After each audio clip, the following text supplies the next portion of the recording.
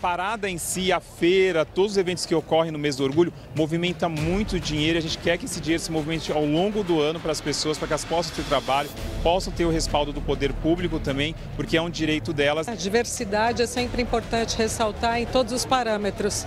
Respeito e amor é amor. Olá, Giro Econômico está no ar. O programa que mostra os diferentes lados da economia. Hoje, Lia Lopes, economista e especialista em gestão pública, e eu, Maria Manso, vamos falar de direitos econômicos iguais para todos, mulheres, homens e a comunidade LGBT+. Hoje, 28 de junho, é o Dia Internacional do Orgulho LGBT+, ou Orgulho LGBTQIAPN+.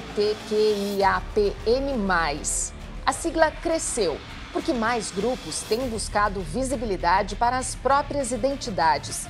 Mas as pessoas que ouvimos durante a produção desse programa nos orientaram que LGBT+, engloba toda a comunidade. Por isso, apenas para facilitar, vamos usar a sigla mais curta, mas igualmente representativa. Lia, e assim como a sigla que cresceu, a economia dessa comunidade também vem crescendo. Sem dúvida, Maria. Cada vez mais a população LGBT tem crescido no Brasil e no mundo e tem sido representada também em vários outros patamares, inclusive o econômico. E também no mercado de trabalho? Sem dúvida, também, mas ainda há muita resistência do mercado de trabalho com relação à população LGBT. Aqui, eu acredito que a gente tem um desafio muito grande de inclusão, não só das especificidades, mas também de entender que são pessoas que podem ser, sim, muito produtivas, além de serem consumidoras. Em 2022, os grupos LGBT+, apareceram em apenas 7% dos anúncios feitos pelas 20 maiores marcas brasileiras. E essa subrepresentação é ainda menor do que a do ano anterior. Seja por medo de críticas nas redes sociais, seja pela falta de visão, o fato é que desprezar essa população na propaganda é jogar dinheiro fora. Pink Money, ou dinheiro rosa, é o termo utilizado para classificar o poder de compra e atuação pelo público LGBT+, ou seja, o dinheiro gasto pela comunidade em produtos e serviços. Algumas pesquisas indicam que a comunidade LGBT+, é responsável por cerca de 7% do PIB brasileiro. A gente ainda vive numa sociedade na qual as pessoas não se sentem necessariamente confortáveis para se autodeclarar, para assumir suas identidades, para viver suas vidas como gostariam de viver, né? Então, pode ser que sim, seja 7%, e pode ser que seja, né, mais também de 7% do PIB. Olha, nós somos aí cerca de 10% da população, né? Do número da população brasileira, né? Então, se a gente tem aí cerca de 200 milhões de pessoas, né, nós chegamos aí pelo menos a 20 milhões, né, de pessoas LGBTs, né, assumidamente, né, que a gente tem aquelas pessoas que ainda não se sentem confortáveis em falar da sua orientação sexual. Parte de todo esse dinheiro vem da Parada do Orgulho LGBT+, a maior parada do tipo do mundo, que acontece em São Paulo. Em 2019, nós movimentamos aí cerca de 603 milhões de reais apenas na semana da parada. Foram 603 milhões em serviços, bares, restaurantes, hotelaria, né? 2022, nós tivemos aí cerca de 503 milhões. Esse ano, devido ser a segunda parada após pandemia, acreditamos que a gente novamente bateu aí cerca de 600 milhões de reais no comércio e produtos e serviços. Mas o universo do Pink Money vai muito além desta semana comemorativa. As marcas que estão atentas a esse mercado colhem os dividendos da inclusão. A gente tem que pensar no mundo globalizado, né, onde não há a possibilidade de ter exclusões. Então, quando eu penso, né, se eu quero ter um produto e que agregue valor a ele, eu tenho que pensar na inclusão, na diversidade, no respeito, né, e todas as coisas que diz respeito às novas políticas de consumo, né. O único cuidado que a gente tem que ter é de não romantizar o assunto, achando, por exemplo, que todo cara gay tem dinheiro para viajar, tem dinheiro para curtir a vida, porque senão a gente cai em estereótipos. Nos anos 90, quando surgiu a sigla GLS, gays, lésbicas e simpatizantes, surgiram também as primeiras agências de viagem focadas no público homossexual, como se falava naquela época. Surgiram as agências de casamento, numa época pré-aplicativo de namoro e qualquer coisa desse tipo. E foi ali que nasceu também esse viés de, o gay e a lésbica não constituem família, não tem filho, então sobra um dinheiro a mais para viajar. Isso é uma visão bastante estereotipada, na verdade. Mas para consumir é preciso ter renda. Por isso, o público LGBT+, segue na luta por mais empregos e menos preconceito nos ambientes de trabalho. Quando a gente vê, não só em junho, mas durante todo o ano, empresas se movimentando para se comunicar, né, com esse mercado consumidor.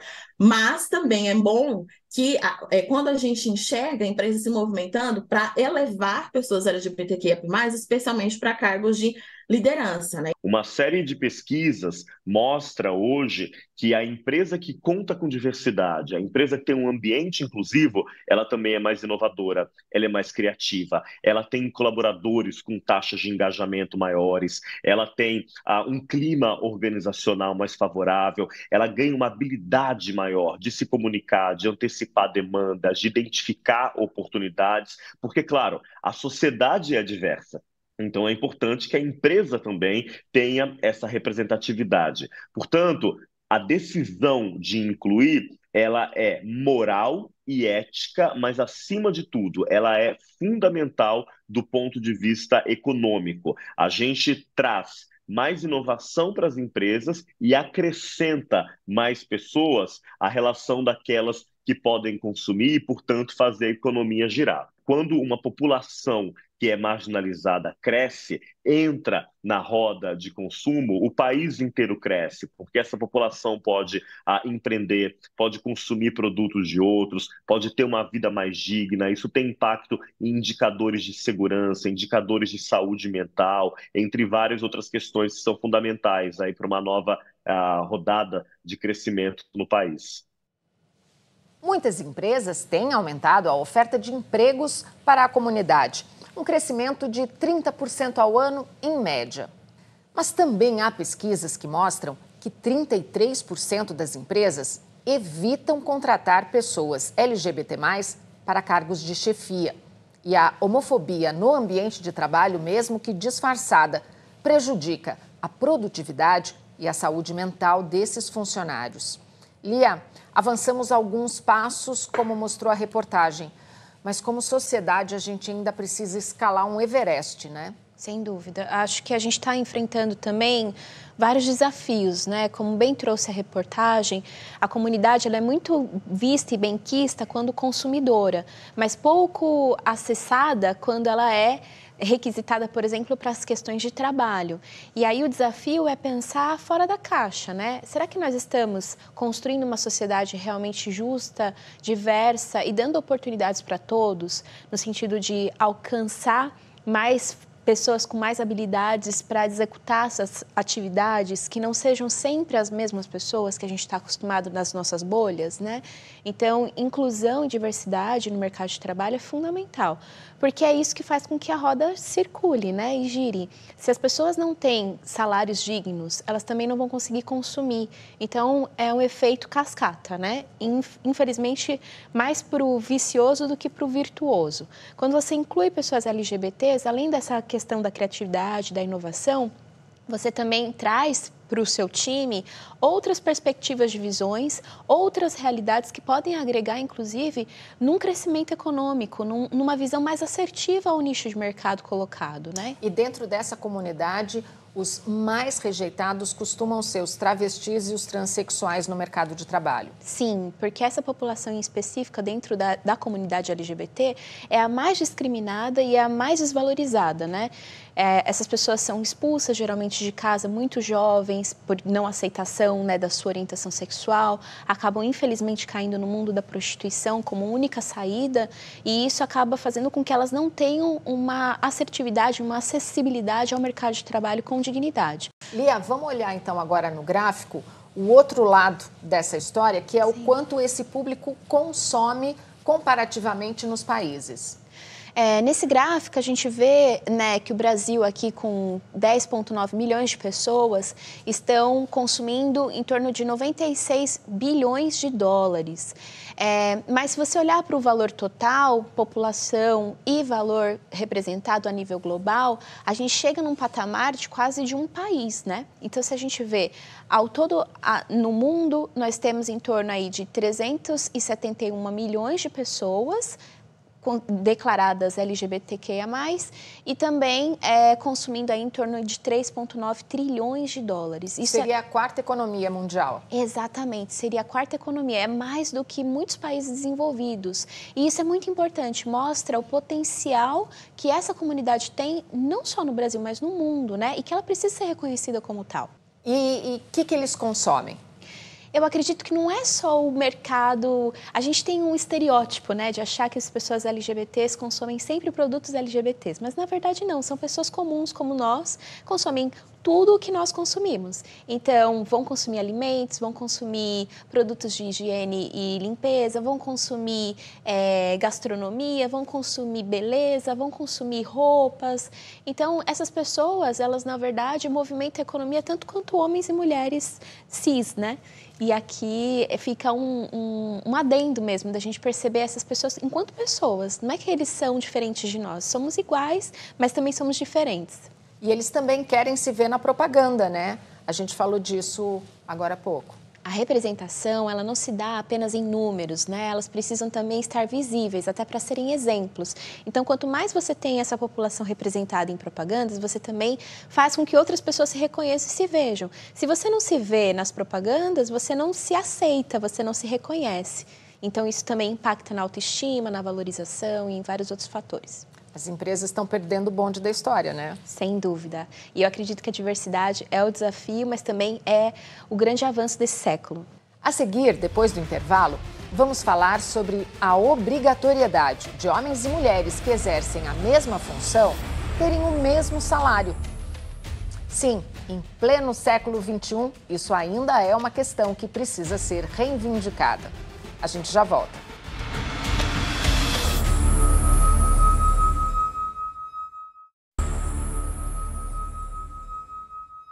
Giro Econômico está de volta. Imagine que um homem e uma mulher trabalham na mesma empresa, na mesma função, fazendo exatamente a mesma coisa com a mesma carga horária. Só que todos os anos, essa mulher trabalha de graça 73 dias. Sim, quase 2 meses e meio de trabalho de graça. Na prática, é isso que significa hoje a diferença salarial entre os gêneros. Quem nunca passou por isso, que jogue o primeiro olerite. Quando entra algum homem, acontece. A gente às vezes se sente um pouco incompetente, né? Às vezes mesmo tendo até que ensinar, né? De início, eu comecei a pensar que era por causa do cargo, né? A pessoa era assistente ou auxiliar, exercia ali a mesma função, mas o cargo, por causa do cargo. Mas depois eu vi que não era o cargo. Eu sei que eu não sou, né, incompetente, mas é questão da cultura mesmo, né? E hoje eu vejo que o ambiente onde eu trabalho é composto por muitas mulheres e eu aprendo muito com elas, até porque a maioria me treina, né, me ensinam a fazer o trabalho. Injusta para as mulheres e desconfortável para os homens que valorizam o trabalho das colegas, a diferença salarial entre os gêneros é proibida desde 1943 pela CLT e considerada inconstitucional pela Carta Magna. Mesmo assim, hoje no Brasil, uma mulher ganha em média 78% do salário de um homem. A política é a porta que tem que ser arrombada para poder você construir para poder você ir para as empresas e forçá-las, porque você não pode forçar. Elas ficam driblando, porque elas não dão o mesmo cargo, elas não nomeiam as mulheres da mesma forma. Olha, cada empresa por empresa, que você vai ver que quando você contrata uma mulher, você contrata de uma forma e contrata um homem de uma forma diferente. A nova lei aprovada pelo Congresso Nacional promete, finalmente, controlar e punir a injustiça salarial. O mais importante as empresas vão ter a obrigação de coletar esse dado né, de quanto que os homens estão recebendo, quanto as mulheres estão recebendo em cada cargo, em cada faixa, né, e vai precisar visibilizar as práticas salariais.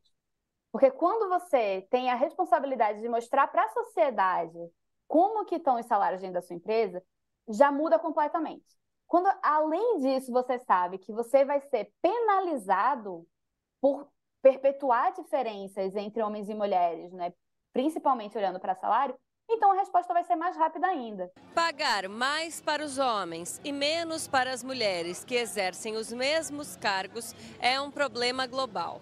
Tanto que hoje existem leis que condenam a prática em 97 países. Mas no Brasil a questão vai além do gênero. Globalmente, a cada $1 ganho pelos homens, as mulheres ganham apenas 77 centavos. Quando a gente olha para o Brasil, né, as mulheres recebem 78% do que ganha um homem. E aí, isso lembrando que a gente já teve em um patamar melhor, né, as coisas pioraram depois da pandemia de Covid-19 para as mulheres. Mas quando a gente olha para o recorte específico de mulheres pretas e pardas, a gente vê uma situação ainda mais grave, né? As mulheres pretas e pardas recebem, em média, menos da metade do salário do homem branco, que é quem está no topo, né, da pirâmide na remuneração do país. Então, a gente precisa, quando olha para as questões de desigualdade como um todo, especificamente da desigualdade salarial, ir para além das questões de gênero e interseccionar com as questões de raça-cor também. A nova lei, que ainda precisa ser sancionada pelo presidente da República, é o começo da mudança, mas só o começo. Essa bandeira tem que estar na mão nossa, das mulheres, e levá-la para a política com muita força, porque precisa passar pelos postos de poder. Os postos de poder da sociedade estão mergulhados, eles estão na política. E, por exemplo, ser um gerente, uma CEO de uma grande corporação é um posto político. Quando a gente olha para os países que estão mais avançados na igualdade entre homens e mulheres, a gente consegue ver bem como o Brasil pode ser no futuro. E são países que têm a economia mais forte, o PIB, né, mais alto, o índice de desenvolvimento humano também, em geral, bem mais alto, e algumas outras informações super interessantes, como, por exemplo, são países que têm uma taxa de corrupção mais baixa. Então, a gente, olhando para países que estão mais avançados, mesmo que ainda não estejam no ponto ideal, a gente pode olhar como o Brasil pode ser no futuro. Nessa questão, pesam contra as mulheres o machismo puro e simples, a discriminação por causa da gravidez e da maternidade, e até argumentos que não se sustentam em nenhuma evidência, como os homens são mais competitivos. Tudo desculpa. Agora, uma informação trazida pela Flávia Muniz, da ONU Mulheres, merece uma explicação mais aprofundada. Lia, por que é que os países que caminham em direção à igualdade entre homens e mulheres registram menos corrupção? Imagine o seguinte, Maria, imagine uma empresa onde há transparência. Se isso acontece, se todo mundo tem as mesmas informações, a tendência é todo mundo contribuir e colaborar sabendo exatamente o que vai acontecer. Aqui no Brasil é o oposto. A gente tem desinformação, a gente não tem transparência, logo a corrupção é maior.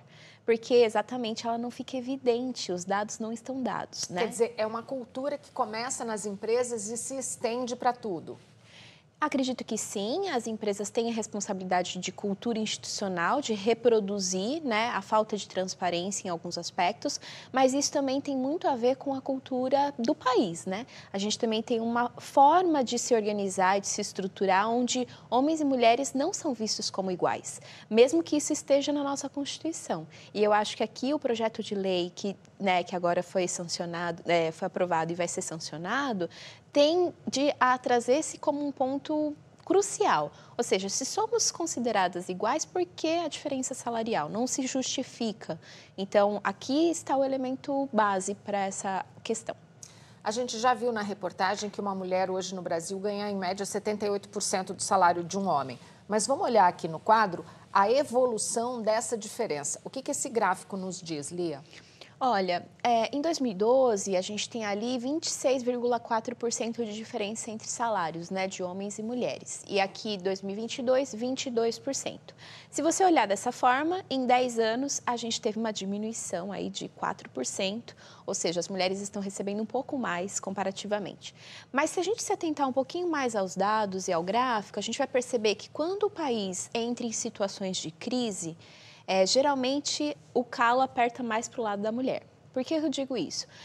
No ano de 2016 e no ano de 2020, a gente percebe que o gráfico estava tendo uma queda e, de repente, uma melhora, ou seja, salarial para as mulheres, e, de repente, houve um aumento. Por que isso aconteceu? Porque foram anos onde houve crise econômica, instabilidade. E quando há um processo em que há uma crise, as mulheres são sempre as mais prejudicadas. Então, por quê? Há uma diferença não só de desemprego, né, de mandar mais mulheres embora, mas também de salários, porque aí você tem renegociações salariais e, por vezes, as mulheres acabam perdendo nessa negociação. Não porque elas não sejam hábeis para negociar, mas porque, geralmente, o privilégio de dar mais salários ou manter funcionários homens é geralmente maior do que comparativo às mulheres. Então, a gente percebe que há uma diferença salarial novamente aumentando aqui, justamente depois da pandemia, por exemplo. Porque foi um momento crítico de muitas demissões, um momento em que as mulheres tiveram que fazer escolhas difíceis, por vezes saírem do seu trabalho para cuidar da casa. Isso prejudicou muito as mulheres. E por que a equiparação salarial também se refletiria na economia do Brasil? Eu acredito que ela se reflete de várias formas, né? Além de ser uma justiça social, ou seja, de ter homens e mulheres efetivamente ganhando aquilo que trabalham e merecem, também há um aspecto econômico. Se você ganha mais, você consome mais. Se você está ganhando menos numa relação em que você trabalha mais, você também não vai poder consumir mais, né? Então, é uma rodinha, de novo, né? Que funciona desse jeito. Agora, também tem um aspecto que eu acho muito importante, né? A partir do momento em que há igualdade de salários e pessoas começam a consumir e a reproduzir, há também melhores escolhas. Homens e mulheres podem ser capazes de decidir dentro de casa quem vai ser o chefe da família. Geralmente, essa escolha não é dada quando há falta de equiparação salarial. Se você ganha mais do que eu, geralmente, num processo de desemprego ou de escolha, você vai acabar tirando a pessoa que ganha menos, comparativamente. Você vai manter a pessoa que ganha mais. Agora, se as duas ganham igual, a chance de você poder fazer uma escolha mais racional e equilibrada de quem contribui melhor em cada atividade aumenta. E é isso que acontece nos países com desenvolvimento social e econômico maiores do que o nosso. E aí as mulheres com um salário igual dos homens também vão poder consumir mais. Além de consumir mais, vão poder fazer melhores escolhas, vão poder decidir junto com o seu marido se elas podem assumir, né, serem as líderes financeiras das suas casas. Há uma dependência financeira menor, um nível de violência menor, porque aí você não tem independência financeira também entre as partes. Então, a equiparação salarial, ela beneficia não só economicamente, mas socialmente, culturalmente, ela gera uma série de outros equilíbrios que são fundamentais para a nossa sociedade. Vamos esperar, então, que o presidente Lula assine a lei que já foi aprovada. Agora, Lia, lá no Congresso também estão sendo discutidas a reforma tributária e as novas regras fiscais. É nisso que a gente precisa prestar atenção? Sem dúvida. Inclusive, isso ajuda muito na questão de políticas públicas, ressarcimentos, né, para a sociedade. Afinal, a gente está contribuindo com tantos impostos, então isso se retorna de alguma forma através dessas legislações e dessas reformas, né? Tributariamente, porque a gente paga uma taxa, uma carga tributária muito alta e ter uma revisão desse valor pode sim contribuir para que a gente contribua menos e tenha mais retornos. E fiscal, exatamente, administrar melhor esses recursos, como é que a gente consegue direcionar de uma forma mais eficaz com ações mais efetivas. E isso se reflete nos nossos bolsos. Sem dúvida. Quando a gente paga menos e ganha mais, a tendência é a gente também ser mais produtivo, mais feliz, até querer contribuir mais com outras ações. Agora, quando a gente tem que pagar muitas dessas taxas, a gente fica também limitado ao processo, né? Então, isso gera vários outros efeitos. Mais alguma coisa para prestar atenção? Eu acredito que nesse debate de hoje, assim, é muito interessante ver, primeiro, a contribuição das mulheres e da comunidade LGBT para a nossa sociedade. Sim, mais do que consumidoras, somos pessoas produtivas, disponíveis, fazendo a sociedade crescer. E vendo por essa perspectiva, eu acho que aqui a gente começa a ter um avanço efetivamente social, né? De ver o nosso país com um desenvolvimento capaz de incluir essa diversidade como um fator de valor e não de diferenças. Se a gente conseguir fazer esse passo acontecer, a gente vai conseguir avançar também enquanto país. Quer fazer comentários, sugerir temas para o programa? Use a hashtag Giro Econômico nas redes sociais. Para ver ou rever o programa, acesse o nosso canal no YouTube. A gente volta semana que vem para checar o giro da economia. Até lá. Obrigada, Lia. Obrigada a você.